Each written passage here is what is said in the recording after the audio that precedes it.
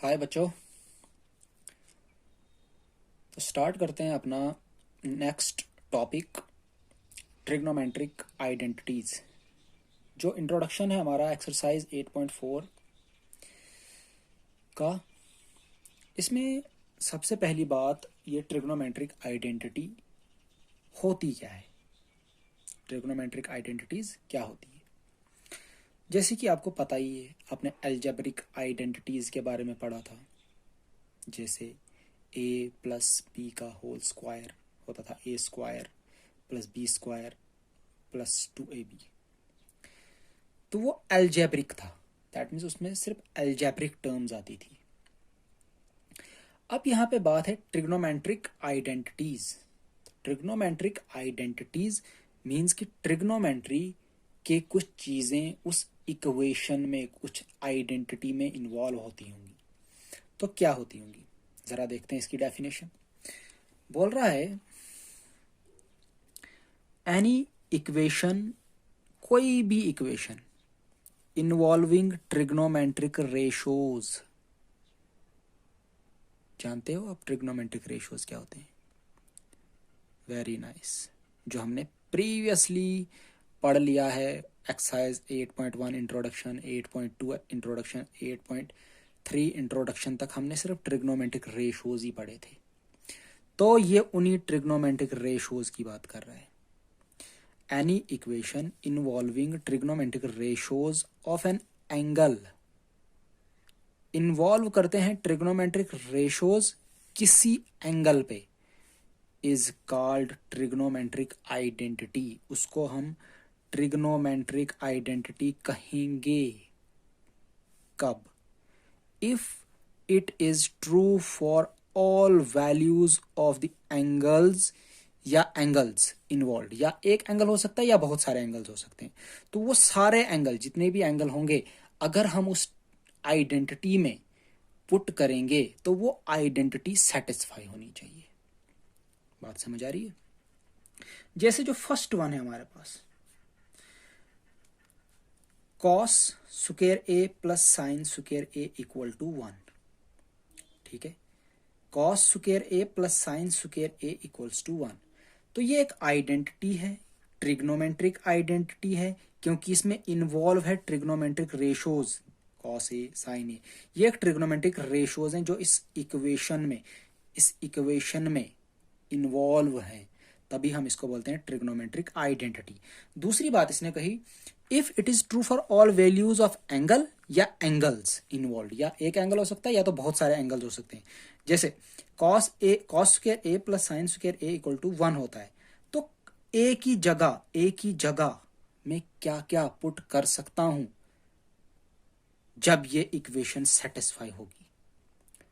ठीक, दूसरी 1 plus tan square A equal to sec square A, तो ये भी एक ट्रिग्नोमेट्रिक आइडेंटिटी है। ठीक है, इसमें भी ट्रिग्नोमेट्रिक रेशोज है, टेन ए सेक ए। इसमें भी कोई एंगल है, ए एंगल है, तो वो एंगल क्या क्या है, या एक एंगल हो सकता है या तो बहुत सारे हो सकते हैं। वो कौन कौन सी वैल्यूज हैं जो इसमें पुट करूंगा, ये इस आइडेंटिटी को सेटिस्फाई कर देगा। तो सिमिलरली ये cot square A plus 1 equal to sec square A, ये हमारी थर्ड आइडेंटिटी, ये हमारी सेकंड, ये हमारी थर्ड। ये तो हमारी आइडेंटिटीज थी, लेकिन अब हमें इनको प्रूव करना है। अब क्या करना है, हमें इन्हें प्रूव करना है। तो स्टार्ट करते हैं पहली से, इस वाली से। हम क्या करते हैं, प्रूफ इनका, इस वाले का हम क्या करेंगे, कंसीडर करेंगे a right angled triangle ABC, जो राइट एंगल्ड होगी एट पॉइंट B पे, वी गेट। ठीक है, तो बनाते हैं एक ट्राइंगल।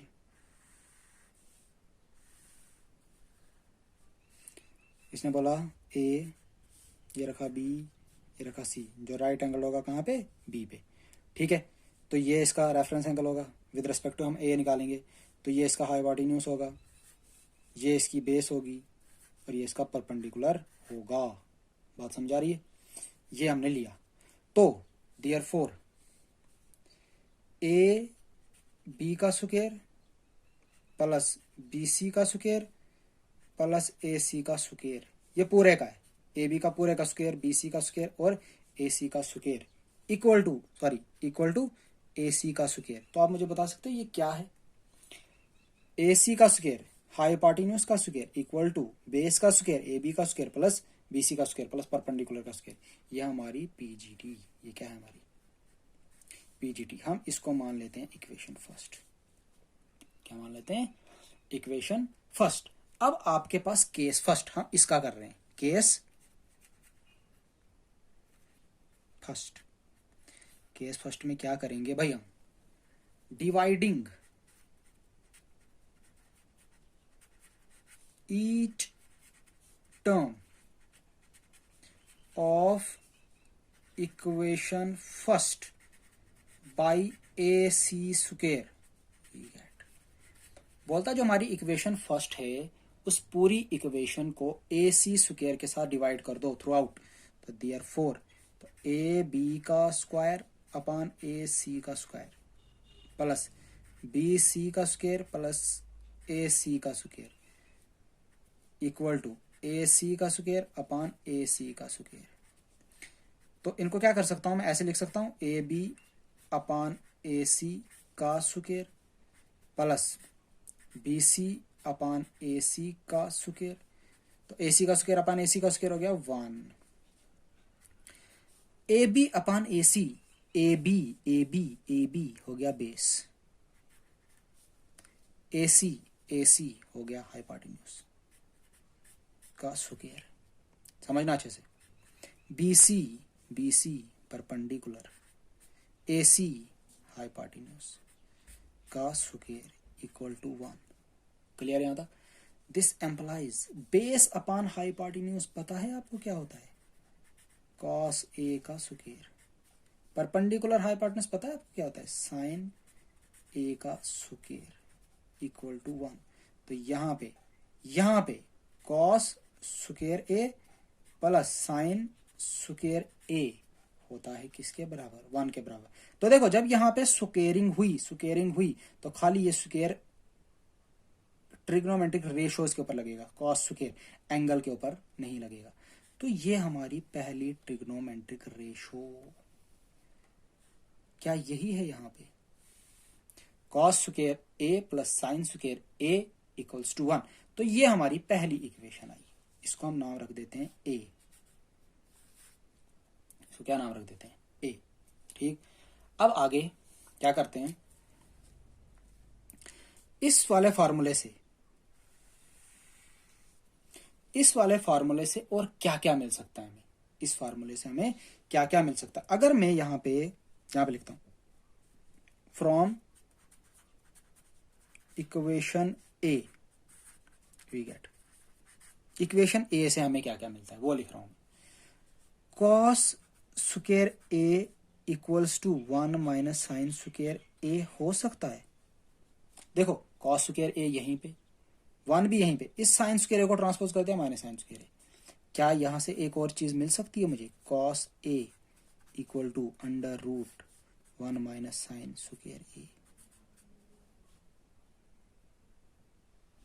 एक ये आइडेंटिटी मेन, इससे एक ये फार्मूला, ये आप सारे याद रखेंगे। एंड साइन स्क्वायर ए किसके बराबर होगा? 1 माइनस कॉस स्क्वायर ए। तो यहां से अगर मैं खाली साइन ए निकालूं तो क्या आएगा? Under root 1 minus cos square A. डरने वाली बात नहीं है। ये क्या हो रहा है? मैंने यहाँ पे दोनों तरफ टेकिंग स्क्वायर रूट, दोनों तरफ स्क्वायर रूट लगाया। जब मैंने इस तरफ भी स्क्वायर रूट लगाया, ये स्क्वायर और रूट कैंसिल हो गया, बच गया साइन ए। तो इसके ऊपर ये रह गया। तो ये भी 2 फार्मूले हैं। अब लास्ट बात क्या कहनी है? ध्यान से, लास्ट बात क्या कहनी है? ये बोल रहा है कि if it is true for all values of angles. ये किस एंगल पे ट्रू है? ये किस एंगल ए की क्या क्या वैल्यू मैं पुट कर सकता हूं यहां पे? ये जो हमारी आइडेंटिटी है सेटिस्फाई होगी। मैं क्या लिखता हूं? Note this is true for all A, किसी भी ए के लिए, सच दैट ए होगा कोई भी एंगल, सच दैट जो ए होगा वो ग्रेटर देन इक्वल टू 0 होना चाहिए और लेस देन इक्वल टू 90 होना चाहिए। सो फिर तो मैं उसको क्या बोल सकता हूँ, this is a trigonometric identity. जो इसने बात कही हम जरा उस पर थोड़ा सा ध्यान देते हैं। इसने क्या बोला, तो क्या कहा मैंने, this is true for all A, किसी भी ए के लिए ट्रू हो सकता है, बट सच दैट ए होना चाहिए ग्रेटर देन इक्वल टू 0 और less than 90। So this is a trigonometric identity. तो हम इसे क्या कहेंगे, ट्रिग्नोमेट्रिक आइडेंटिटी। चेक करते हैं चेक करने के लिए, खाली आपको दिखाने के लिए कि ये जो बात कह रहा है क्या सच में। देखो ये बोल रहा है ए 0 भी हो सकता है, 0 से बड़ा भी हो सकता है, तो हम पुट करते हैं 0, put A equal to 0 in equation A, we get, बोलता है ए की जगह 0 पुट कर दो, देखो क्या आता है, तो cos square 0 plus sine square 0 equals to 1। अब बात है जो कॉस 0 होता है, कॉस 0 वो कितना होता है, आप देखो यहाँ पे ये मैंने एक टेबल बनाया था हमने। अब ध्यान दो कॉस 0 ये वाला जी, कॉस 0 होता था 1, तो मैं लिखूंगा 1 का स्क्वायर। साइन 0 होता था 0 का स्क्वायर इक्वल टू 1, तो दिस एम्प्लाइज 1 का स्क्वायर होगा 1, तो 1 इक्वल टू 1, दिस एम्प्लाइज क्या देखा आपने, LHS इक्वल टू RHS बराबर। दैट मीन्स कि जो मैंने ए की वैल्यू पुट की, जो इसने कहा था 0 पे, ये सेटिस्फाई हो गई हमारी जो इक्वेशन, हमारी जो आइडेंटिटी थी वो सेटिस्फाई हो गई। ये तो पहली बात। अब 0 से बड़ी बोल रहा है, वो भी देख लेते हैं। सेकंड केस देखते हैं, पुट ए इक्वल्स टू 30 करते हैं इन इक्वेशन ए, क्योंकि 0 से बड़ी है। चलो भाई देखो 30 0 से बड़ी भी है और 90 से कम भी है, 0 से बड़ी भी है और 90 से कम भी है, क्योंकि इसने बोला है ना 90 से कम भी होना चाहिए, तो ये दोनों केसेस में आ गए। तो अब पुट करते हैं, देखते हैं क्या आता है। तो therefore cos square 30 plus sine square 30 equal to 1, this implies, देखो भाई cos 30 देखो, cos 30 √3/2 का होल स्क्वायर प्लस साइन 30 1/2 का स्क्वायर इक्वल टू 1, तो दिस एम्प्लाइज, देखो भाई जब इसका स्क्वायर लगेगा तो रूट और स्क्वायर कैंसिल, बच गया 3/2 का स्क्वायर हो गया 4 प्लस 1 का स्क्वायर हो गया 1, 2 का स्क्वायर हो गया 4, दिस इज इक्वल टू 1, तो दिस एम्प्लाइज एलसीएम 4, तो ऊपर हो गया 4 इक्वल टू 1, तो दिस एम्प्लाइज 4/4 हो गया 1 इक्वल टू 1। क्या देखा आपने, अगर मैंने 0 से बड़ी वैल्यू ली तब भी ये सेटिस्फाई हुआ। एक लास्ट केस यहां पे लिखता हूं मैं, एक लास्ट केस, थर्ड एक लास्ट केस है। इसमें क्या देखना है हमने कि जब इसने बोला 90, ए कर दो 90, A equal to 90 in equation A, we get. अब देखते हैं 90 में क्या आता है।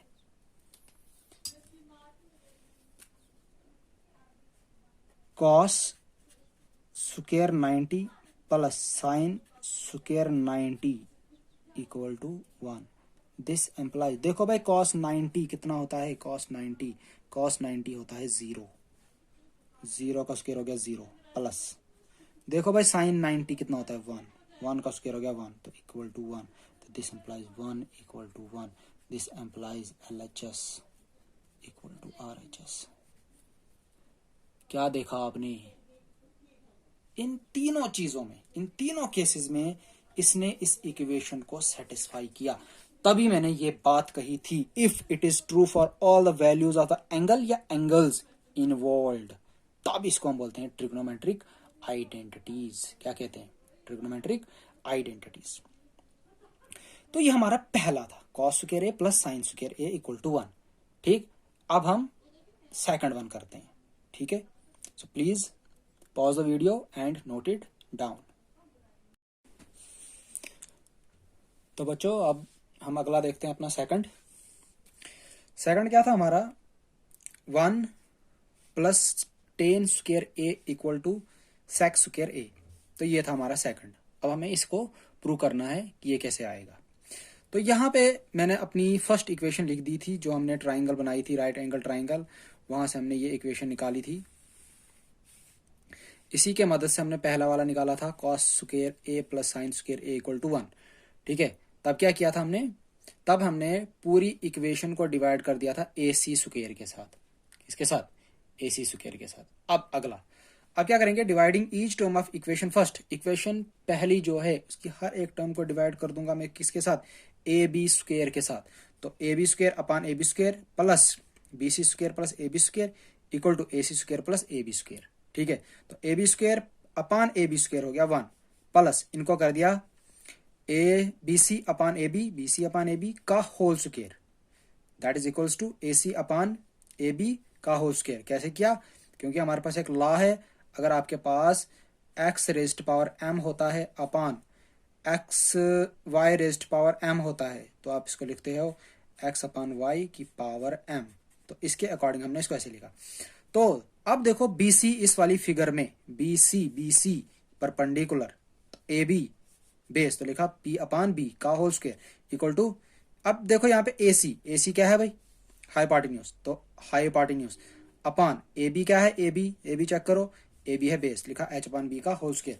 तो 1 की जगह 1 प्लस की जगह प्लस, परपेंडिकुलर अपॉन बेस होता है 10, तो A इसलिए लिख रहे हैं क्योंकि यहाँ पे रेफरेंस एंगल A है, तो 10A का square equal to H upon B, hypotenuse upon base होता है sec A, hypotenuse upon base होता है सेक A, तो इधर लिख दिया हमने सेक A का स्क्वायर। तो ये आ गया 1 plus 10 square A equal to sec square A। तो ये हमारा आ गया रिजल्ट, इसको मान लिया मैंने सेकंड। ठीक है, तो अगला इसी स्टेटमेंट से, इसी जो आइडेंटिटी से हमें कुछ और टर्म्स मिलेगी, हम उनको फाइंड आउट करते हैं। फ्रॉम इक्वेशन वी गेट, तो sec square A minus tan square A equal to 1।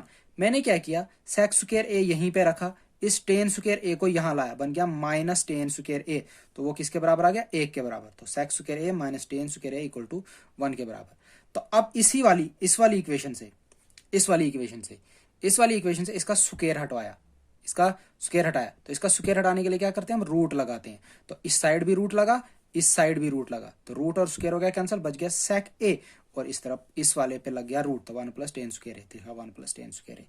और यहाँ पे ध्यान दो, तो यहाँ पे मैंने 10 स्क्वायर ए निकाला, 10 स्क्वायर ए निकलेगा सेक स्क्वायर ए माइनस 1, क्या निकलेगा, 10 स्क्वायर ए निकलेगा मेरे पास किसके बराबर, सेक स्क्वायर ए माइनस 1 के बराबर। तो यहां से मैंने 10A निकाला, कितना, क्योंकि इसके ऊपर रूट लगाया, इसके ऊपर भी रूट लगाया, तो स्क्वायर और रूट कैंसिल हो गया, बच गया 10A equal to sec square A minus 1।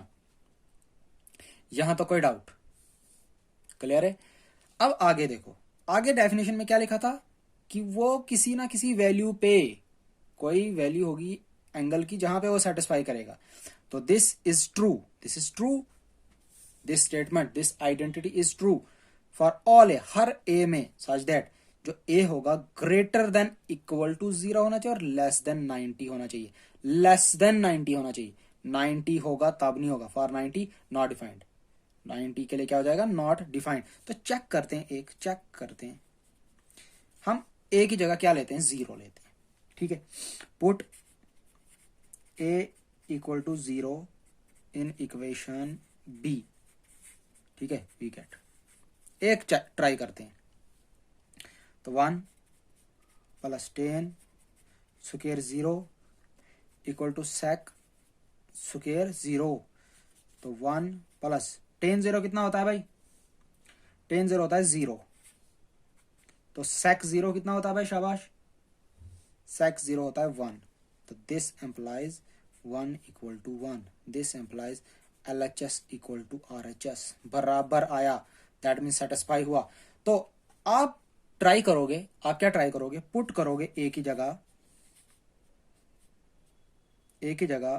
45, ए की जगह 45, और मुझे इसका आंसर कमेंट में बताओगे, कमेंट करके मुझे इसका आंसर बताओगे। डू योर सेल्फ, चेक करके मुझे बताओगे, ठीक है। तो अब हमारा अगला, आपने देख लिया जो ये वैल्यू थी, ए की वैल्यू या तो 0 होनी चाहिए या तो 0 से बड़ी होनी चाहिए, लेकिन 90 से कम होनी चाहिए। तो 90 के लिए भी आप खुद से चेक करेंगे, ए की जगह आप 90 लेंगे, तो आप देखेंगे क्या आएगा, जो आएगा वो आप मुझे कमेंट करोगे, ठीक है। तो अगला देखो, cot square A plus 1 equal to cosec square A. तो ये आपके लिए इजी होगा, हमने कुछ नहीं किया, हमने अब इस इक्वेशन को dividing each term of the equation first by BC square, BC square के साथ डिवाइड कर दिया, ये हमारी ट्राइंगल आ गई।